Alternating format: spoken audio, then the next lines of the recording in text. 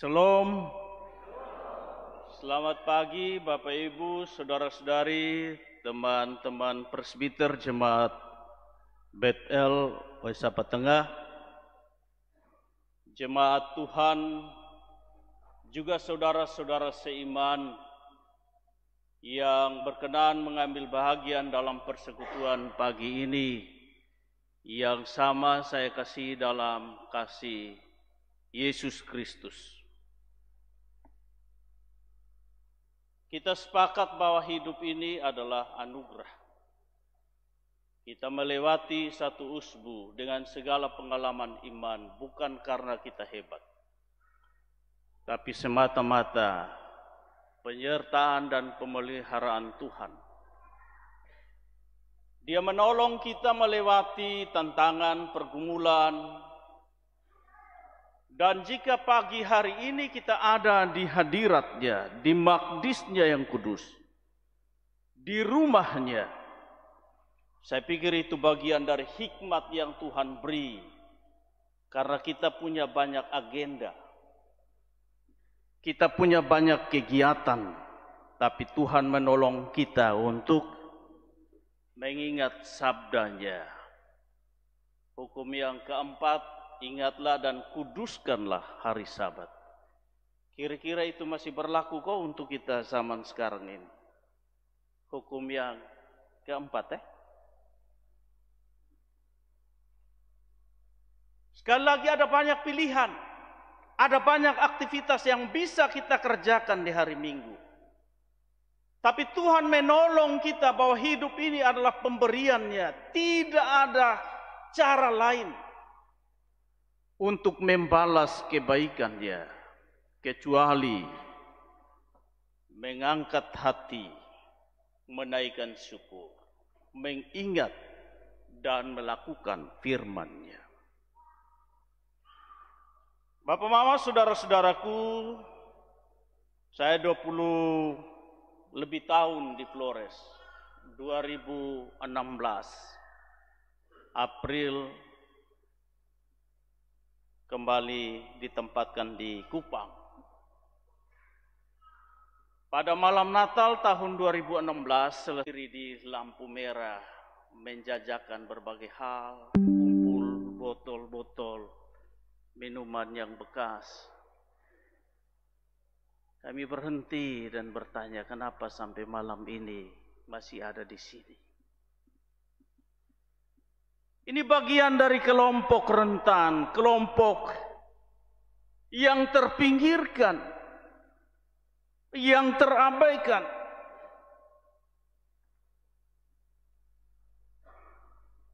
Ada person dari LSM yang bilang dia tidak bantu anak-anak yang begitu karena itu suruhan dari oknum-oknum tertentu. Tapi itu pilihannya. Tapi saya pikir bagian dari kebenaran firman Tuhan ini mengingatkan kita untuk bisa melihat Kristus dalam orang-orang yang terpinggirkan. Melihat Kristus dalam orang-orang yang terhina. Berjumpa dengan Tuhan dalam diri sesama. Karena Tuhan telah lebih dahulu menjumpai kita, orang-orang yang terbuang, orang-orang yang terhina, orang-orang yang layaknya binasa karena dosa dan pemberontakan kita. Saya tidak tahu teman-teman, saya termasuk menyadari diri sebagai yang terbuang. Kuliah itu 8 tahun teologi.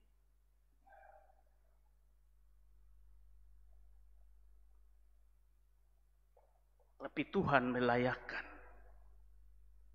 Tuhan memantaskan. Kadang-kadang kalau berdiri di tempat seperti ini, saya bilang, Tuhan siapa sih saya? Hanya karena Engkau melayakkan. Hanya karena Engkau memantaskan. Ukuran manusia tidak masuk hitungan. Tapi benar firman Tuhan, Engkau berharga di mata Tuhan. Bapak, Ibu, Saudara dan saya, kita semua berharga di mata Tuhan. Dia yang telah lebih dahulu menjumpai kita.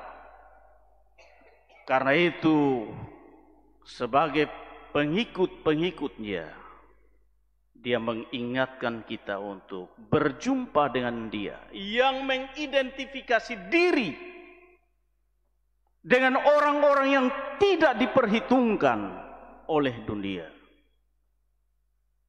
Saya pikir inilah hebat Tuhan kita. Kedatangan pertama itu datang dalam pengosongan diri, mengambil rupa sebagai hamba. Taat sampai mati pada kehendak Bapanya. Tapi kedatangan yang kedua, kedatangan dalam kemuliaan. Kedatangan untuk menghakimi, kedatangan untuk membedakan mana domba, mana kambing.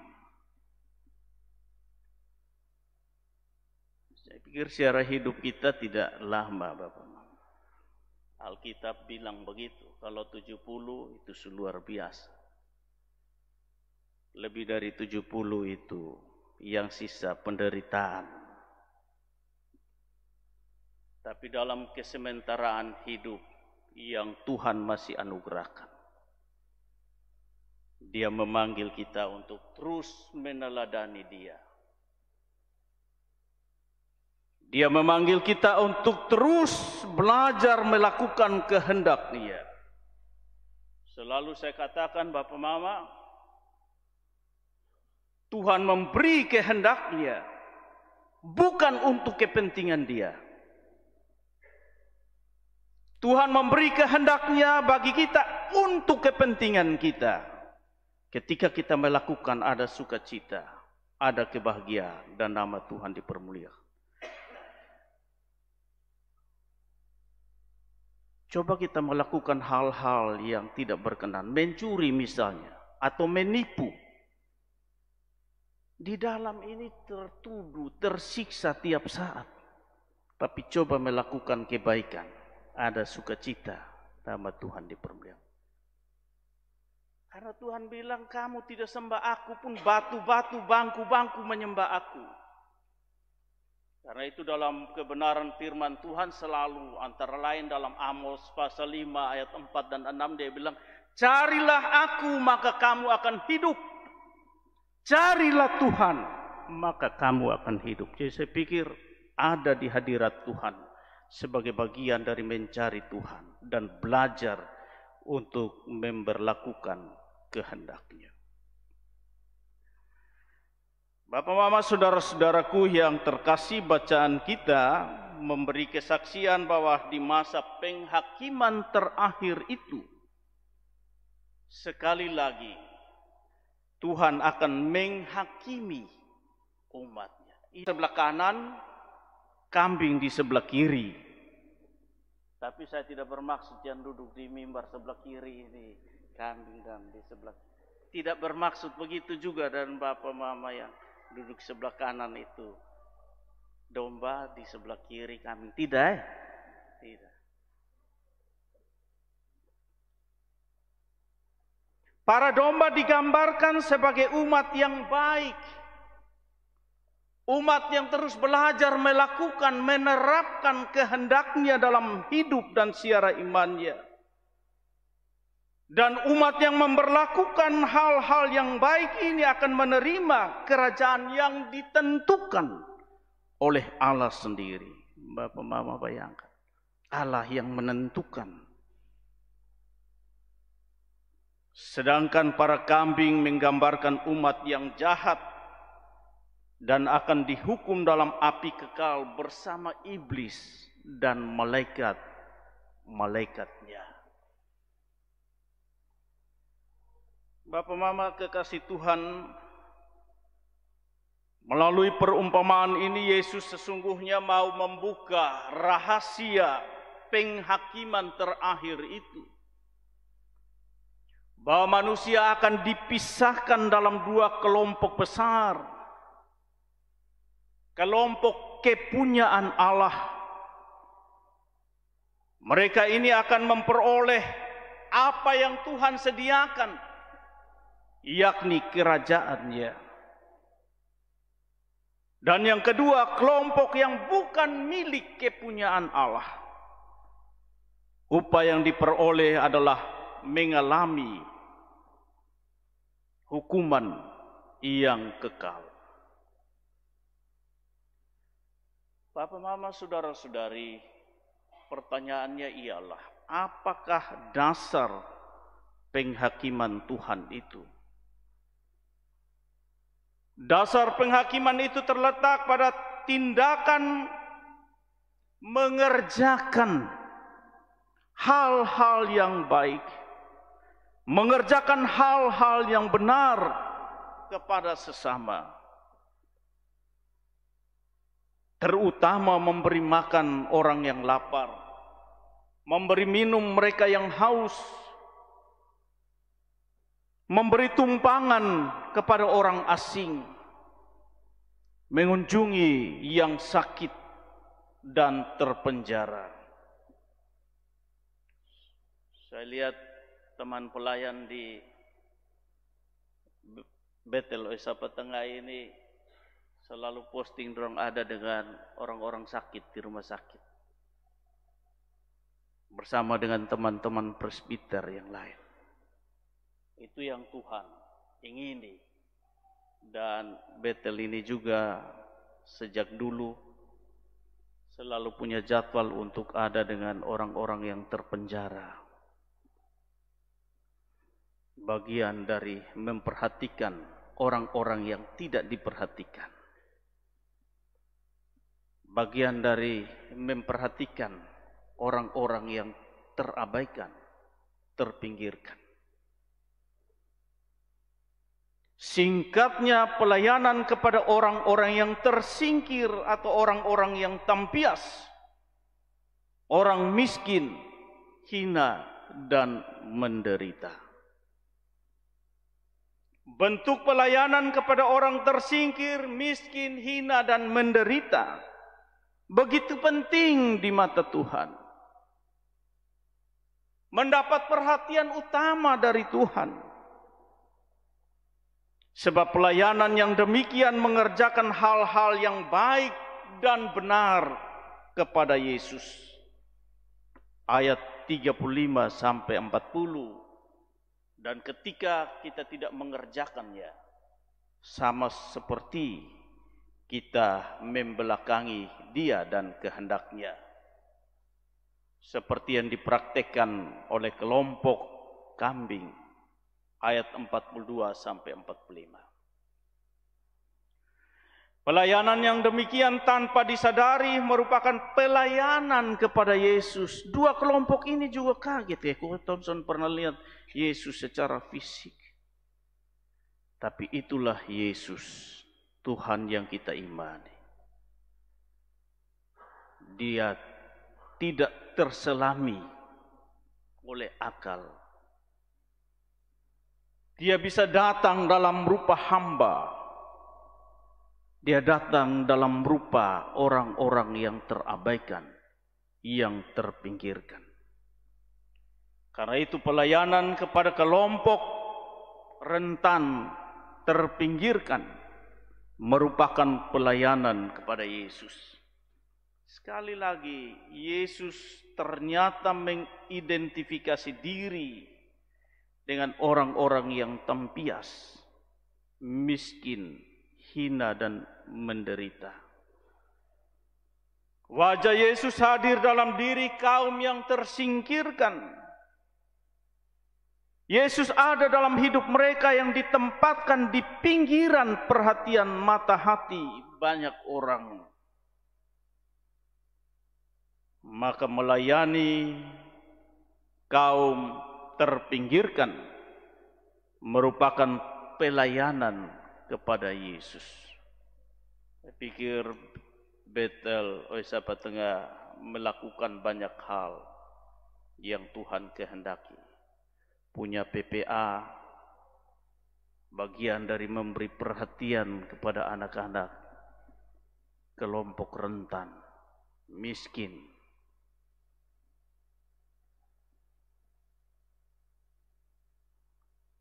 Sebaliknya Bapak Mama saudara-saudaraku, terhadap mereka yang mengabaikan atau lalai melayani orang-orang tersingkirkan dan menderita pada masa kedatangan Yesus, mereka adalah orang-orang yang terkutuk dan mengalami hukuman kekal. Mereka protes memang. Mereka menggugat Allah. Karena mereka tidak pernah melihat Yesus secara fisik. Karena Yesus mengidentifikasi, menyamakan dirinya dengan orang-orang yang susah, pedulian terhadap alam dan juga terhadap kelompok-kelompok rentan. Kita perlu mengasah kepekaan itu. Karena Yesus yang kita imani, Dia meneladankan kepekaan yang dalam, kepedulian yang luar biasa, mengabaikan kelompok pinggiran, menderita, hina, sama seperti kita mengabaikan Dia dan kehendaknya. Bapak Mama, saudara-saudaraku, juga anak-anakku yang terkasih, melalui pembacaan sabda Tuhan ini, Yesus mau menyampaikan maksudnya bagi kita. Yang pertama, Dia yang datang dalam pengosongan diri, lahir sebagai manusia itu, akan datang kembali sebagai Raja dalam kemuliaan untuk menghakimi dunia ini. Bahwa kedatangan Kristus itu hal yang pasti. Dunia dan isinya tidak kekal adanya, tapi akan berlalu. Tuhan pasti datang kembali. Itulah janji Tuhan, hanya janji Tuhan yang tidak pernah ingkar. Beda dengan janji kita manusia. Tuhan tidak pernah lalai dalam menepati janjinya, sekalipun ada orang yang menganggapnya sebagai kelalaian. Kalau kedatangan Yesus belum terjadi, semata-mata bentuk kesabaran Tuhan bagi kita. Dia masih membuka pintu rahmat itu untuk kita terus berbenah, untuk kita terus menata diri, supaya ketika Dia datang, atau ketika kita yang kembali, kita didapati sebagai kelompok domba yang menikmati kerajaannya. Masa kedatangan Yesus kembali adalah masa penghakiman. Kalau mau gugat model Karmana lagi, tidak ada ruang di situ.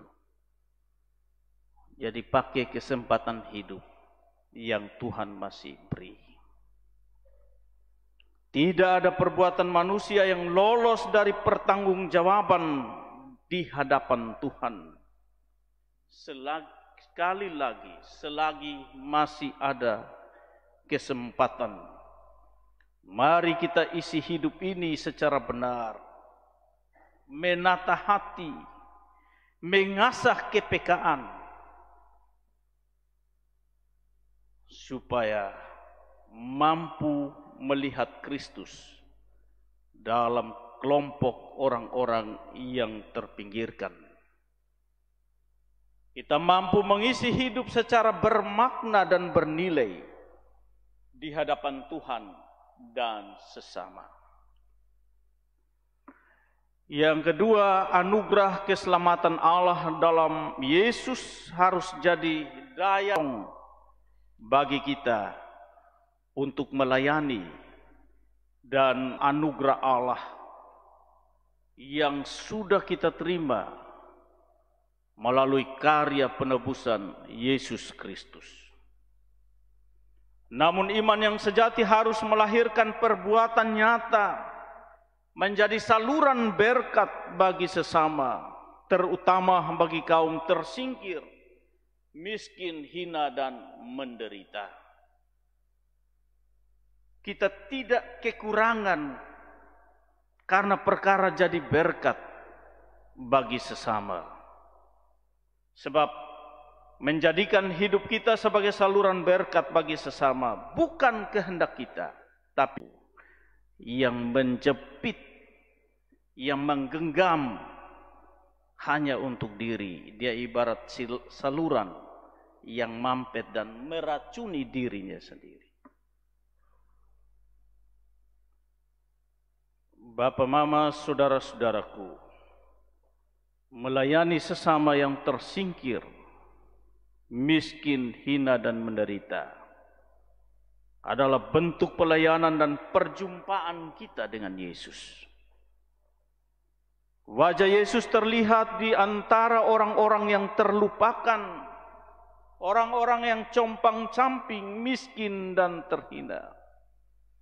Yesus ada di tempat di mana orang sedang bergumul, orang-orang yang membutuhkan bantuan dan kasih sayang kita. Yesus ada di sana, berdiri di tempat rendah, di tempat kelompok orang yang tersingkir dan menderita. Melayani orang yang tersama Tuhan untuk memandang wajah Yesus. Sebab di dalam diri mereka kita melihat Kristus yang lapar, haus, telanjang, terpenjara.